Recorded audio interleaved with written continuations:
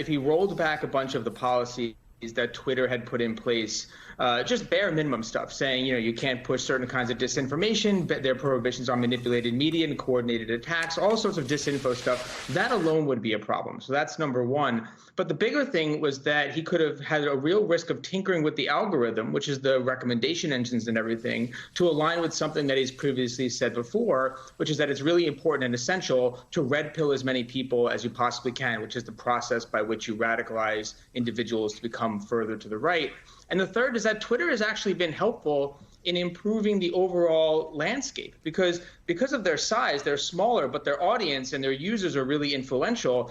They've actually tended to be a little bit of a vanguard when it comes to putting in place new proactive protections against disinformation. So there's no chance Elon Musk would have done that. So the harms were real and significant, and that's in part, why so many Trump people were celebrating when he said he was going to take it over.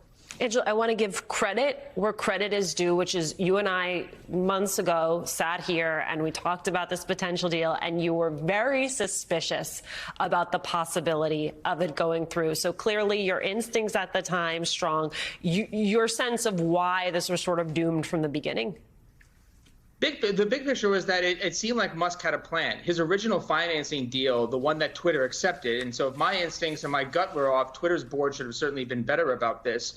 But his original financing deal was a house of cards. It wasn't a real offer. And it was very clear based on his behavior that he was trying to generate a bunch of buzz and excitement to then go back to the table and secure a better financing deal that didn't require him to rely on 40% of his Tesla stock as collateral. So right from the very beginning, it was suspicious. And then his behavior sort of played into that pattern. He was trying to brute force it, hype it up, get a bunch of interest, go back and get a better financing deal. And that, to me, suggested that it wasn't going to be able to be sustainable because there were a lot of pitfalls and traps that he was stepping on in the initial couple weeks. Angela, as you outlined, listen, he was pretty open about his agenda, the changes he planned to make to the platform.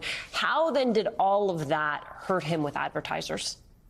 That, I think, is the one part of this story in the last couple of days that hasn't really been explored. What happened is he got out there so early, and he got so much positive feedback from Trump supporters, from the far right, from users that had been banned on Twitter, all getting excited that they were going to come back online.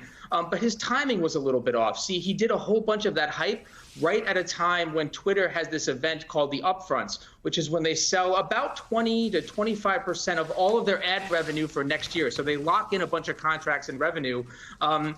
When he was doing that, Twitter didn't really have any answers to the advertisers about what's going to happen if Elon Musk takes it over and then takes off all these brand safety things. So a 2-hour sales event that was only lasted about 20 minutes. They didn't have any answers, and as far as I know, didn't really make any big deals. They usually sell about $900 million of ads at that event. They didn't really sell anything even close to that. So that in turn sort of demonstrated that whatever Musk was doing wasn't certainly going to undercut a whole significant bunch of Twitter's revenue, which Musk actually needed in order to service the debt on the financing plan that he put together in the first place.